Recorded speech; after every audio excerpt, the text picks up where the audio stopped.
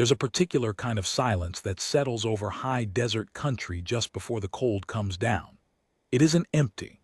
It's full of small things: the tick of cooling rock, the dry scrape of a beetle, the breath of wind moving over sage like a hand smoothing a blanket over a sleeping child. I have spent 41 years learning to listen to that silence, and I have come to trust it the way other men trust a wristwatch or a weather report. So when something tore through it that October evening, thin, ragged, refusing to quit, I knew before I knew anything else that the world had just set a choice in front of me that I did not want to make. I'm telling you this part first before any of the rest, because I need you to understand who I was before that sound found me. I am not a soft man. I do not weep at weddings. I have buried 2 good dogs, 1 better horse, and my own father, and I did all of it dry-eyed and steady, because steady was what the moment asked for, and steady is the only thing I've ever reliably known how to be. I keep a small cracked leather notebook in my breast pocket, and in it I write the weather and the count of the herd, and now and then, when I'm sure no living soul can see, a sentence or two about the things I cannot make my mouth say out loud.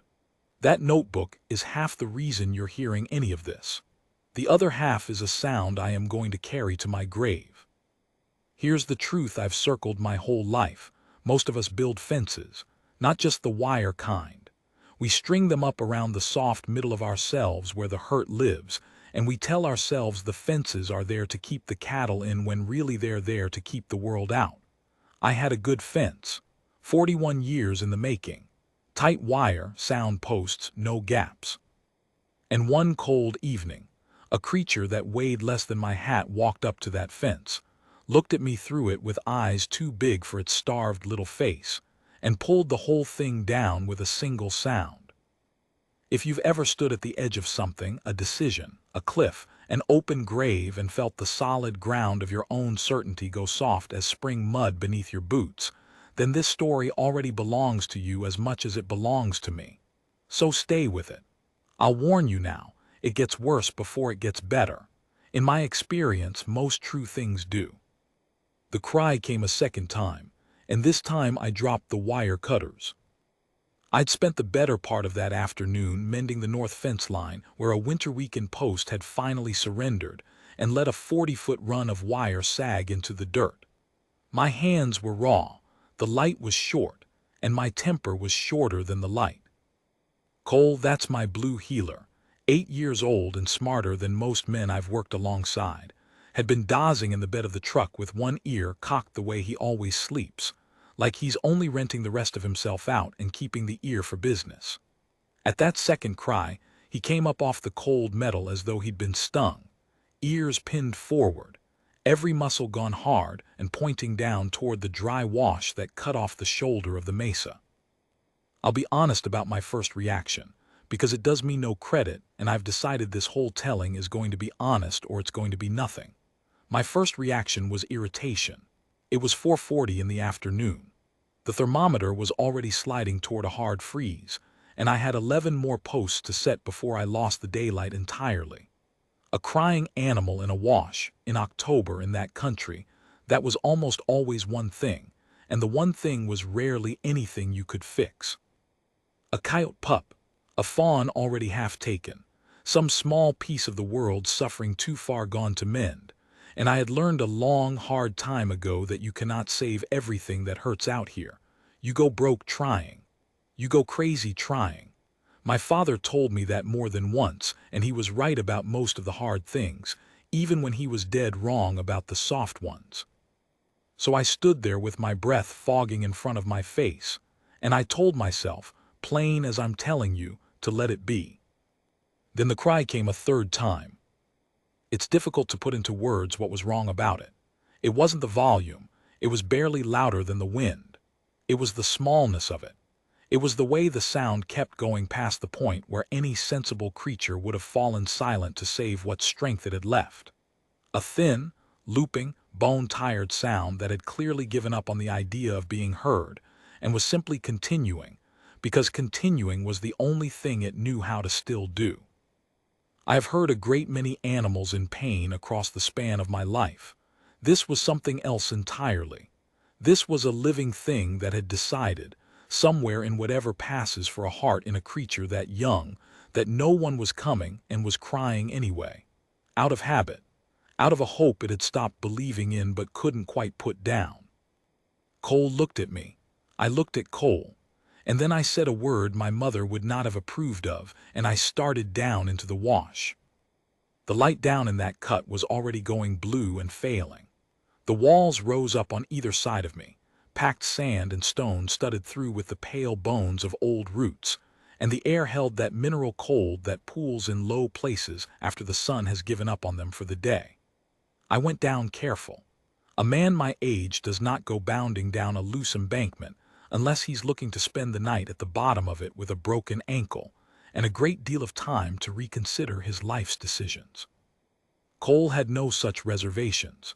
He was already 40 feet ahead of me, nose to the ground, stub of a tail going like a metronome, following something I could not yet see and was not at all sure I wanted to.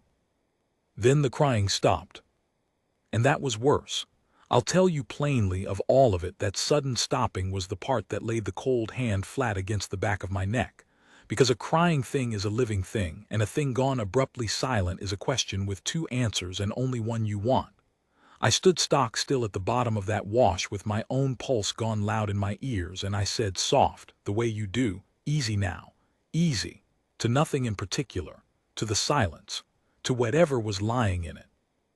Cole barked once, sharp, high, the particular bark he keeps for a cornered thing, and I came around a bend in the wash and I saw it.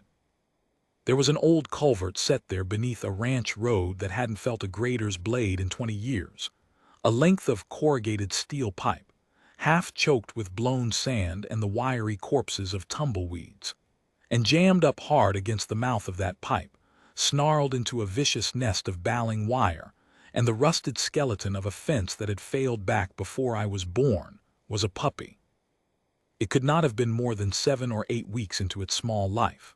Black and tan over most of it, with a white blaze down the chest gone gray as ash with dust. One ear flopped over while the other made a brave and failing effort to stand. It had wound itself into the wire somehow, one back leg threaded clean through a loop, the loose tag end snarled twice around its small ribs, and the harder it had fought, the tighter the whole cruel tangle had cinched itself down. There was blood, not a great deal. Enough. Its tiny chest was working in the fast, shallow heaves of a creature that has already spent everything it owned, and is now running on nothing but the dregs of itself. It looked at me. It did not bark. It did not snarl or shrink. It just looked at me with those two big eyes set in that too thin face, and it made one more sound, not the loud crying from before, but a small cracked thing, hardly a breath, and somewhere under my breastbone I understood, with a certainty I cannot explain, that I was watching the very last of its hope get spent. On me, a stranger it had no earthly reason to trust. I have been to war. I don't speak of it, and I'm not about to start at my age, but I have seen things I keep locked in a back room of my mind and visit only when I am forced to. And I am telling you that something about that small ruined dog, bound and bleeding and starved and still, somehow, finding it in itself to ask a stranger for a help it had every reason to believe would never come, reached clean past every fence I'd strung in 41 years, and laid its hand directly on the soft middle I'd spent my whole life walling off. "All right," I heard myself say. My voice came out of me rough and unfamiliar. "All right, I've got you now, I've got you." I went down onto my knees in the cold sand. The puppy flinched hard, of course it did. Whatever hands had touched it last, if any had at all, plainly hadn't been gentle ones, and I made myself go slow. I peeled off my work gloves so it could take the scent of my bare skin. I held my open hand out low and flat, the way my father taught me before he got around to teaching me all the things worth less, and I waited. Cole settled himself a respectful few feet off and whined low in his chest, like he understood the weight of the thing unfolding in front of us. The puppy smelled my hand, and then, with what I will swear to my last day was the deliberateness of an actual decision, it lowered its small chin down onto my fingers and it stopped fighting. I have to stop here a moment. I find I always do at this part. Because that one gesture, that surrender, that small impossible choosing is the thing I wrote down that night at my kitchen table with my hands still not entirely steady, and it is the thing I have circled back to 100 times in the months since. There is a particular kind of trust that a broken creature hands you when it has nothing left in the world to lose, and it is the heaviest gift I know of. Heavier than gold, heavier than grief. It says, without a word, I understand I might be wrong about you. I am going to risk it anyway, because the only thing worse than being wrong about you is dying alone in this wash. And once a thing like that has been pressed into your hands, you cannot simply set it back down. You have been made responsible. You did not ask for it, and it does not matter that you didn't. The wire was the immediate trouble. I've carried a multi-tool on my belt since I was 19 years old, worn out and replaced 3 of them across the decades, never once gone a day without one, and I worked it open one-handed while I kept my other hand resting feather-light on the puppy's heaving side, feeling that small, frantic heart going against my palm like a sparrow beating itself against a window. I know, I murmured to it. I know it hurts. Almost done. The first loop fell away, and the puppy made a sound I felt in my own chest more than I heard with my ears. The second loop was the bad one, wound around the back leg, and it had been cinched there long enough that the skin beneath had gone wrong, swollen tight and hot, the fur worn clean off in a raw red band.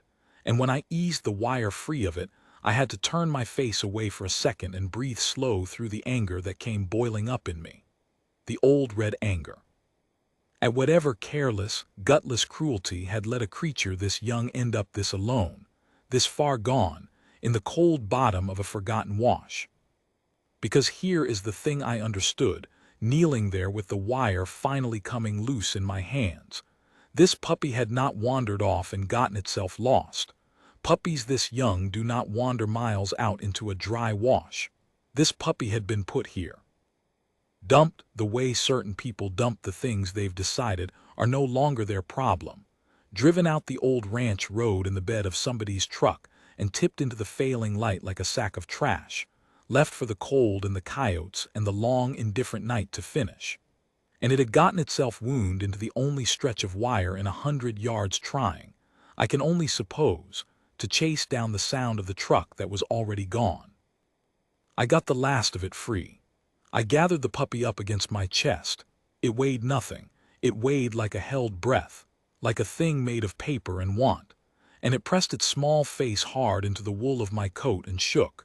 And I knelt there in the bottom of that cold wash with the sky going deep purple overhead, and I did a thing I had not done in a great many years. I'll let you guess what it was.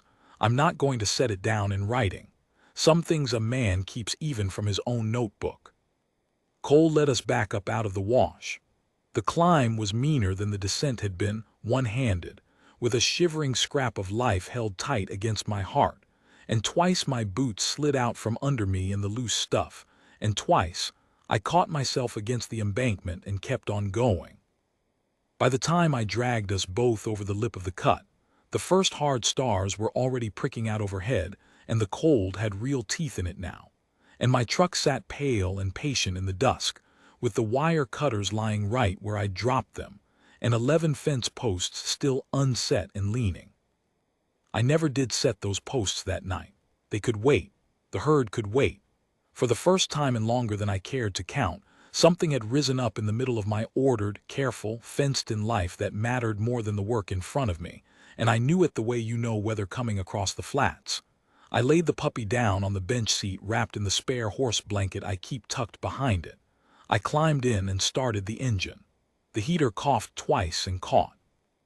And there in the dim green glow of the dashboard lights, I looked down at that small wrecked face looking back up at me. And I said the thing that I believe, looking back on all of it now, set the whole rest of this story turning. You're going to be all right, I told it. I don't yet know how, but you are. I'd like to tell you I believed it when I said it.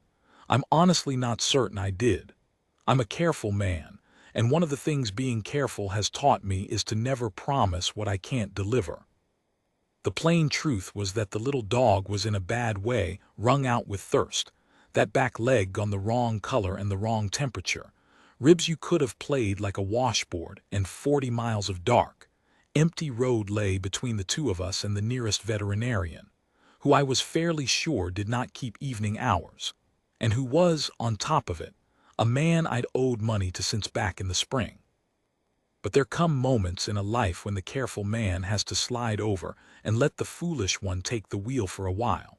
So I put the truck in gear and pulled out onto the road with my headlights boring a thin gold tunnel through the dark, and I drove. One hand on the wheel and one hand laid flat and steady on the small, shivering shape beside me, and I talked to it the whole way, about nothing at all. About the weather and the price of cattle and the leak in the barn roof I kept meaning to climb up and fix. And then, somewhere around the second cattle guard, about my father, who I had not spoken of out loud in 9 years, and found myself, to my own quiet astonishment, speaking of now, to a half-dead puppy on a black ribbon of road. Because it was listening, or seemed to be, and because some doors in a man only ever swing open when there's no one watching but a dog. That drive is where it truly started, the thing that was about to take me apart and put me back together wrong, or maybe for the first time right. I didn't know it yet. You never do. You think you're only driving a dog to a vet on a cold night. You don't know that you've already steered off the road you'd been traveling your entire life and turned down a different one, and that there is no turning back, and that even if there were, you would not take it. Halfway there, the puppy stopped shivering. My own heart very nearly stopped along with it. I hauled the truck onto the shoulder right there, gravel snapping and popping under the tires, and I gathered that small body up and pressed my ear flat against its tiny chest, and felt faint and racing, but there, still there, the small stubborn drum of a heart that had decided, against every shred of evidence the world had handed it, to keep on going. It had only fallen asleep, warm maybe for the first time in days, safe maybe for the very first time in its short and friendless life, asleep against the chest of a stranger who, 20 minutes earlier, had stood at the lip of a wash and very nearly turned and walked away. I sat there a long moment on the dark shoulder of that road, the engine ticking down and the heater roaring, and that small warm weight rising and falling against my ribs, and I thought about how close it had been, how close I had come to letting it be. How the whole arc of a man's life can pivot on the single small hinge of whether he chooses to walk toward a sound in the dark instead of away from it. Then I put the truck back in gear and drove on into the night. And I did not yet know the name of the man whose porch light I was steering toward, nor what he would tell me on his step when I finally got there, nor how this small dog asleep against my heart was about to lead me, straight through a winter I could not have imagined, to the one buried thing I had spent 41 careful, fenced-in years making certain I would never have to feel again. But that's the next part, and I'll need a minute before I get into it. Some of what comes next I have never once said out loud. The porch light I'd been driving toward belonged to a man named Walter Price, and by the time my headlights swung across his gravel, it was the only light burning for 9 miles in any direction. Walt was the closest thing the valley had to a veterinarian. Though he'd never finished the schooling for it, he'd done 2 years at the state college, run out of money the way ranch kids do, come home, and spent the next 30 years being the man people called at 2 in the morning when a heifer was down or a good horse had colicked. He charged what folks could pay, which was often nothing, and he kept a ledger of the nothing in a drawer he never opened. I owed him $41 from the spring, for a calf he'd pulled that died anyway. He'd written it down and never mentioned it. That was Walt.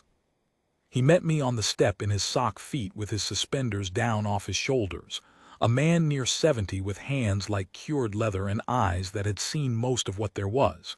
He took one look at the bundle in my arms and didn't say a word about the hour, just held the door.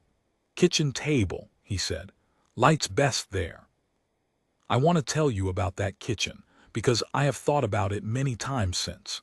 It smelled of coffee gone cold and pipe tobacco, and the particular clean iodine smell of a place where living things get put back together. There was a calendar on the wall 2 years out of date. There was a chipped enamel basin he filled at the tap. And there was the table itself, scarred pine, worn pale in the middle from 40 years of elbows, where he laid out a clean towel, and where I set the puppy down under the hard yellow light, and where I got my first real look at what I'd carried in out of the dark. It was worse than I'd let myself see in the truck. The leg was the worst of it. Walt's mouth went tight when he turned it gentle in his fingers, and he didn't say anything, and the not saying told me plenty. The whole limb was hot and swollen up past the hock, the skin gone shiny and dark where the wire had cut in, and a smell came off it that I knew from the war and from the ranch both, the sweetish, wrong smell of flesh that has started to turn. "How long you figure it was out there?" Walt asked, not looking up. "Don't know, days. It was dumped, Walt. Somebody put it out there." He nodded slow, like that didn't surprise him, because nothing much surprised Walt anymore.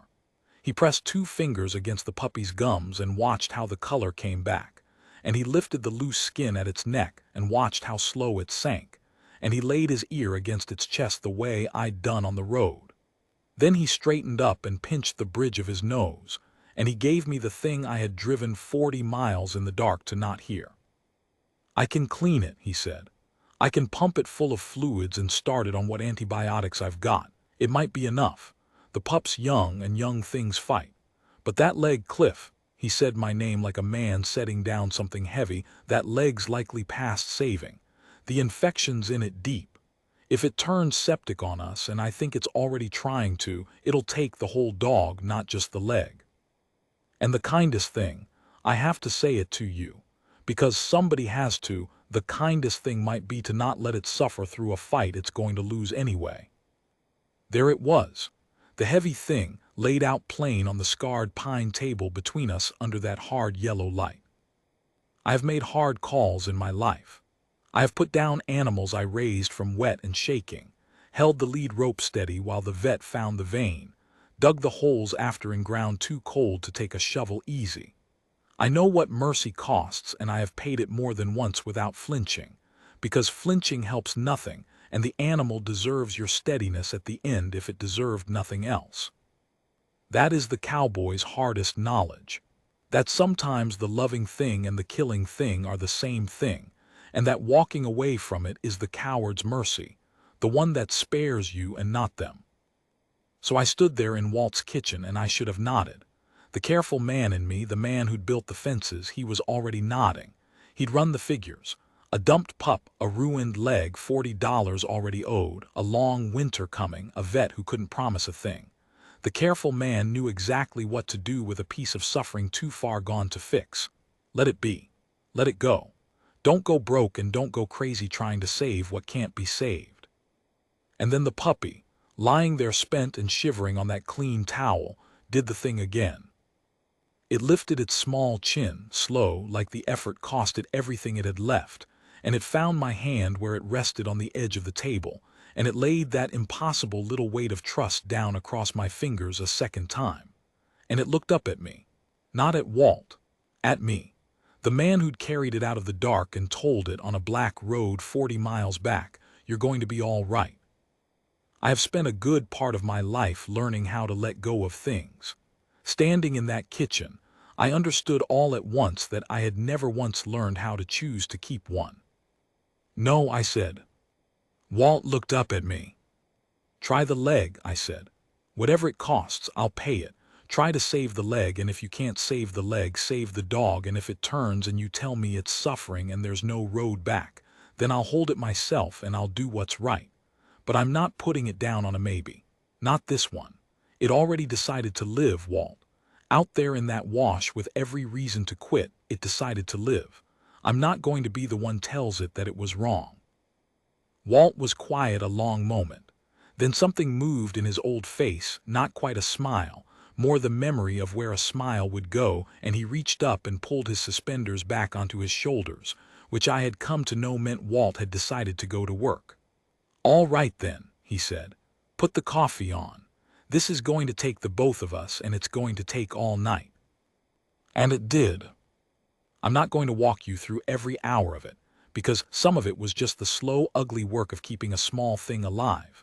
The fluids dripping in through a line thinner than a piece of straw, The leg opened and cleaned and packed, Walt's leather hands moving with a tenderness that no diploma ever taught a man, my own 2 hands holding the puppy still and steady through the parts that hurt. But I'll tell you about the middle of the night, because that's where the other thing happened. The thing this story is really about. The thing I drove all those miles toward, without knowing it was waiting. It was somewhere past 3. Walt had stepped out to the barn to check on a mare he had penned up close, and I was alone in that kitchen with the puppy sleeping fitful under the lamp and a cup of coffee gone cold in my hand. And in the quiet, with nothing left to do but watch a small chest rise and fall in hope, the door in the back room of my mind came open on its own. The one I keep locked. And out walked the thing I'd spent 41 years building fences against. I had a son. His name was Daniel. He'd have been 34 this past spring. He died at 6 years old of a fever that came on a Tuesday and took him by Friday, in a winter not so different from the one bearing down on us now, in a ranch house 40 miles from the nearest doctor on roads that drifted shut. I have not said his name out loud in 9 years. His mother left the year after. Grief does that, splits people along the seam instead of welding them. And I let her go without much of a fight because I had already started building the fences by then.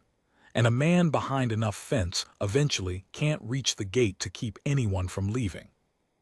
I built a careful life after that, a fenced life. I told myself it was peace. I ran the herd and mended the wire and wrote the weather in my notebook and buried the dogs dry-eyed when their time came, and I made very sure every single day that nothing small and warm and breakable would ever again be set down in my hands for me to fail to keep alive. Because that is the thing no one warns you about losing a child. It isn't only the grief, it's the terror that comes after. The bone-deep certainty that you are a man who could not keep the one thing that mattered, and that you must never, ever be handed another, because you'll only lose that too. And now here I sat at 3 in the morning in Walter Price's kitchen, holding my hand on the side of a small ruined creature I had carried up out of a dark wash, having just told a man whatever it costs, having just heard myself say I'm not going to be the one tells it that it was wrong, and I understood, all at once and far too late to stop it, exactly what I had done. I had reached through the fence. After 9 years, I had reached one hand through the fence and picked something up, and I was holding it, and it was breathing, and I was so frightened I could hardly draw a breath of my own. Walt found me like that when he came back in from the barn, sitting bolt upright in his kitchen chair with tears running down into a beard I hadn't trimmed in a week, and one hand flat on a sleeping puppy, and the other pressed hard over my own mouth like a man trying to hold something in that had already gotten out. He didn't say anything. He's a good man, Walt. He just took the cold coffee gently out of my other hand, and he set a fresh cup down in its place, and he sat down across the table from me, and he let me be. For a long while neither of us said a word. The lamp hummed. The fluids dripped.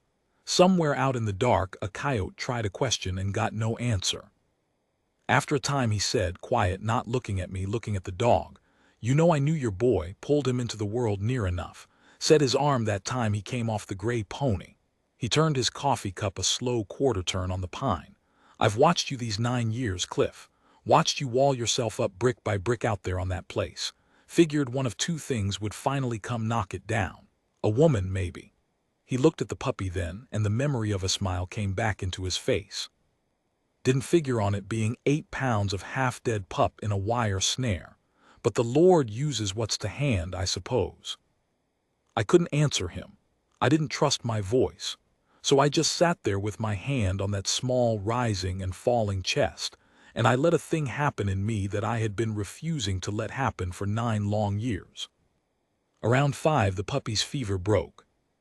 Walt felt it first, laid the back of his weathered hand against the small skull and went still, then huffed out a breath I hadn't known he'd been holding either. The desperate heat had gone out of the little body. The breathing had slowed and deepened into the rhythm of something that has decided, for now, to stay. The leg was still a question. It would be a question for weeks, and there were hard days yet ahead of us that I'll get to, but the dog was going to see the morning. Walt straightened up, both hands at the small of his back, an old man who'd been awake all night, and he looked out his kitchen window where the first gray was coming up thin over the eastern ridge. "Well," he said, "stubborn little cuss decided to live after all. Runs in the company it keeps, I'd say." I looked down at the dog. It was awake, barely, eyes at half-mast, and it was looking up at me with those two big eyes, and as I watched, that one brave ear that had been trying to stand all night finally managed it, just for a second before it flopped back down. And the small tail moved. Once. A single weak sweep against the towel. The first time I'd seen it do anything but suffer. I want to tell you what I felt, but I don't have the words for it, and I'm not sure words would do it right anyhow. It was terror and it was joy, and it was 9 years of grief all coming up the same narrow throat at once. It was a fence coming down. It was the worst and the best thing that had happened to me in the better part of a decade. And they were, it turned out, the very same thing. The same way mercy and the killing blow are sometimes the same thing. The same way the loving and the losing are cut from one cloth. Because here is what I understood, watching that small tail move against the towel in the gray dawn light of Walter Price's kitchen. I had not saved that dog. Not really. Not the way I'd thought driving in. I had been telling myself the whole long night that I was the one doing the saving, the strong man, the rescuer, the one with the truck and the multi-tool and the will to drive 40 miles in the dark. And it was a lie. A kind one, but a lie. The dog had saved me. It had cried out from the bottom of a wash I had every intention of walking away from, and it had reached one small chin out and laid its whole impossible trust across my fingers, and it had refused, flatly, stubbornly, against every reason, to die. And in doing it, it had reached through 9 years of fence and put its hand on the one thing I had buried so deep I'd half convinced myself it was gone. The part of me that could still love something small and warm and breakable, knowing full well it might break, and choose to keep it anyway.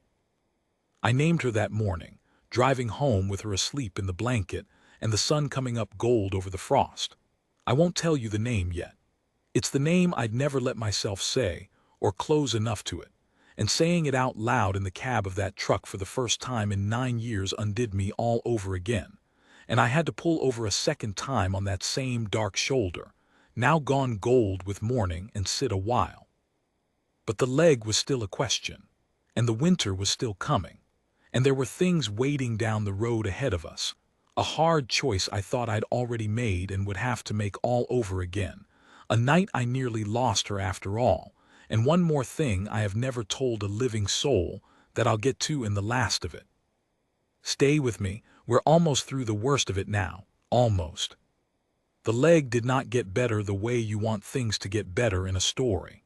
I'll be plain with you about that, because I promised at the start of all this that the telling would be honest or it would be nothing. And honest means I don't get to skip the part where I nearly lost her. For the first 10 days it held its own. She ate slow at first, then with the bottomless gladness of a creature that has known real hunger and means never to take a meal for granted again. And she put on weight, and the brave ear won its war and learned to stand. And Cole, who I'd half expected to be jealous, instead appointed himself her shadow and her schoolteacher both, herding her gently away from the stove and the stairs with the patient bossiness of an old hand minding a green one. The house, which had been a quiet place for 9 years, was suddenly full of the small, uncivilized noises of a thing learning to be alive. I had forgotten what that sounded like.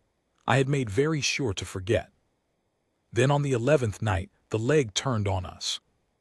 I woke past midnight to a sound I knew, that thin, looping, exhausted cry, the very one that had carried up out of the wash and pulled my whole life off its rails, and my blood went to water, because that was the sound of a creature in real trouble, and I had sworn I would never hear it from her again. She was in the box by the wood stove where she slept, and she was shaking, and the leg was hot and swollen up worse than I'd seen it since Walt's table, and her eyes when she found me in the dark were the eyes from the wash, the ones that had already given up on being heard. I will not pretend I was steady. I bundled her up and I drove that black road for the third time, faster than was wise, with one hand on the wheel and one hand on her and Cole pressed worried against my hip. And I talked to her the whole way, and what I said this time was not about the weather. What I said this time was her name, over and over, the name I'd finally let myself say, and I said please, which is a word I had not said to anything, God or man or beast, in 9 hard years. Walt met me on the step again, suspenders down again, and this time there was no slow, careful weighing of options. He took one look and we both knew. The infection had walked back up the leg and gotten into the bone, and the leg was going to kill her now if it stayed, and there was only one road left that ended with her alive. It has to come off, Cliff, he said. Tonight. And I'll be straight with you, I've done it on stock and I've done it on a horse, but I've never done it on a thing this small, and I cannot promise you she comes up off this table. She's little and she's already been through the ringer, and the anesthesia alone is a gamble at her size. You need to know that going in. This is the choice that saves her or it's the choice that ends her, and there's no telling which until it's done. And there it was again, the heavy thing, set down on the same scarred pine table under the same hard yellow light.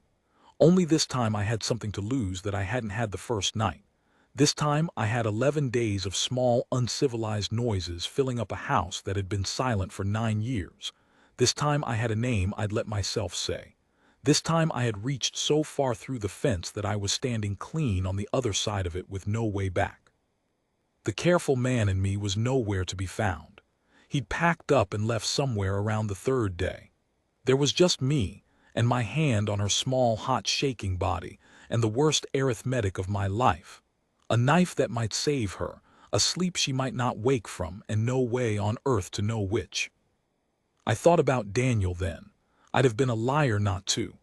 I thought about a fever that came on a Tuesday, and a doctor 40 miles off down roads that drifted shut.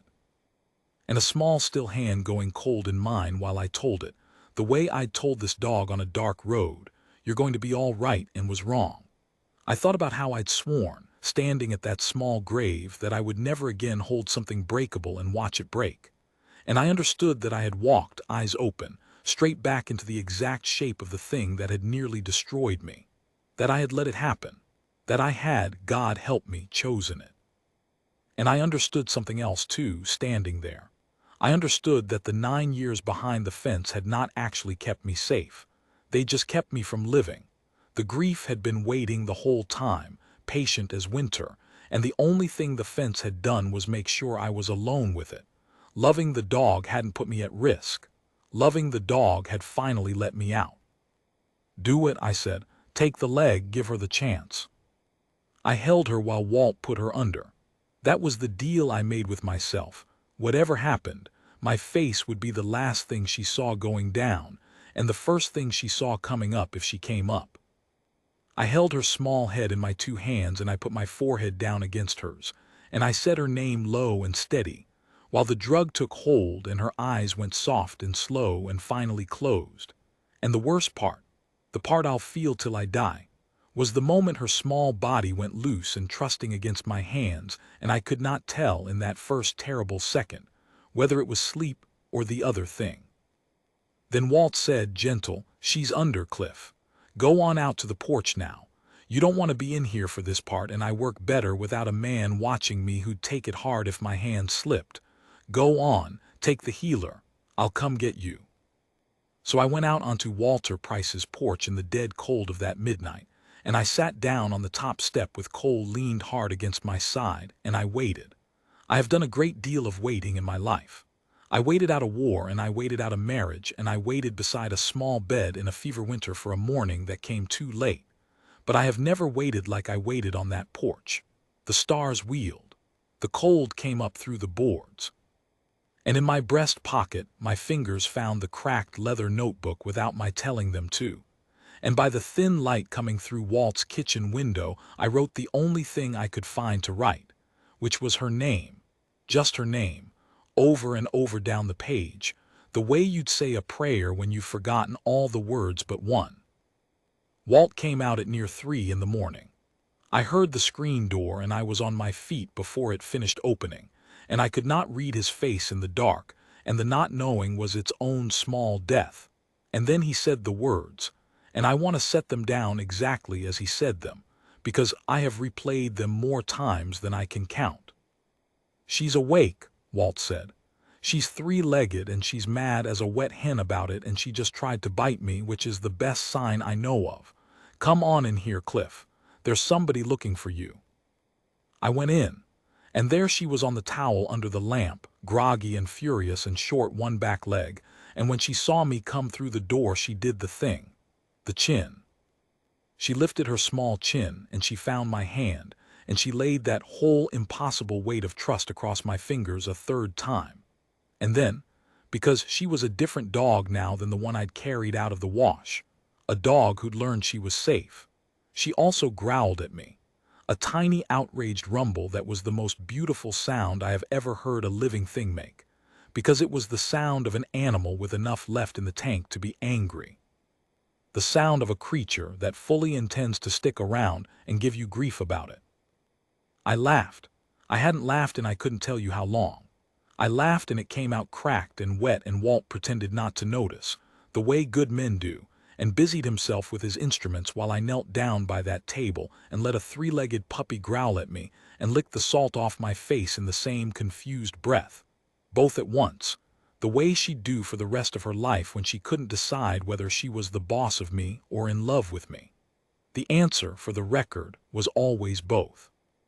Now I'll tell you the name, because we've come far enough together that you've earned it, and because I find at last that I can. I named her Tuesday. My son took his fever on a Tuesday. For 9 years I had not been able to so much as hear the word without the floor tilting under me. Tuesday, the day the world started ending, the worst day in the calendar, a word I'd flinch from on the weather report. And I gave it to her. To this small, stubborn, three-legged creature who had come up out of a dead wash on the worst kind of day and refused, flatly and against all reason, to let it be her last one. I gave her the name of my grief, and she carried it out into the daylight and made it, somehow, into a thing I could say again. Tuesday. Here, Tuesday. Good girl. Come on home now, Tuesday. 9 years I couldn't say that word, and now I say it 40 times a day, and every single time it heals a little more of something I'd long given up as past healing. That's the thing about a wash, I've come to think. It's a low place. A place where the dead things and the lost things and the dumped things collect, where the cold pools after the sun gives up. And once in a great while, if a tired and irritable man can find it in himself to walk toward the cry instead of away from it, a wash gives something back. It gave me back the part of myself I'd buried out there in the cold with a small, still hand 9 winters gone. It gave it back to me, three-legged and growling, and very much alive. There's one more thing. The thing I said I'd never told a living soul. I'll set it down here and then I'll close the notebook on it, because some things you only get to say once. That first night, kneeling in the bottom of the wash with the wire finally loose in my hands and the puppy shaking against my coat, the thing I did that I wouldn't write down, the thing I said I'd let you guess, I'll tell you now. I said his name. Daniel. I said my son's name out loud for the first time in 9 years, down in the cold dark with no one to hear it but a half-dead dog and a blue heeler and the wind in the sage. I don't know why it came up out of me right then. Maybe because down at the bottom of a wash, in the dark, with something small and breakable shaking against your heart, all the fences a man builds finally count for nothing, and what's been buried longest comes up first. I held a dying stranger's dog and I said my dead son's name, and I wept like the boy I'd been before any of it, and then I carried her up out of the dark, and somewhere in the carrying the two of them, the one I lost and the one I just found, got bound together in me so tight I have never since been able to feel the one without the other. I'm not sure I'd want to. Tuesday is asleep at my feet as I write this, a year on now, in front of a wood stove in a house that is not quiet anymore. She runs the place on 3 legs better than most dogs manage on 4, gets up and down the porch steps with a hitching gait that breaks your heart and mends it in the same motion, herds the chickens, bullies Cole shamelessly, and sleeps every night in the crook of my arm where I have decided she has earned the permanent right to be. The leg healed clean. Walt comes by Sundays for coffee and to take the credit, which I let him have, because he earned that too, and because $41 never could have covered what that man gave me across one long October night. I am still not a soft man. I want to be clear about that. I still bury the dogs dry-eyed when their time comes, and I still write the weather in the notebook, and I still string good tight fence around the cattle because that's the work and the work is honest. But I took down the other fence, the one around the soft middle of me. I took it down the night I walked toward a sound in the dark instead of away from it, and I have left it down, and I do not intend to put it back up, whatever it ends up costing me down the road, and loving a thing always costs you something down the road. That's the whole bargain. That's the only bargain there ever was. People ask me sometimes when they hear the short version of it whether it was worth it.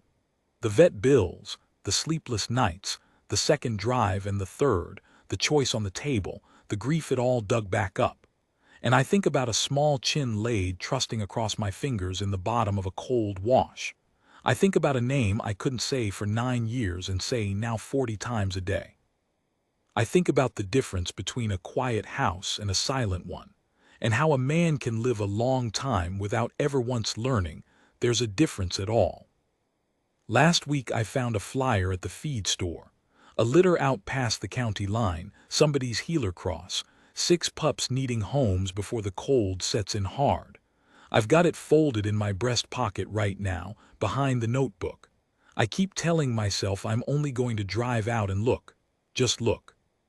Cole knows better. He's been watching me finger that flyer all week with the patient, knowing look of a dog who has seen this man walk toward a thing before.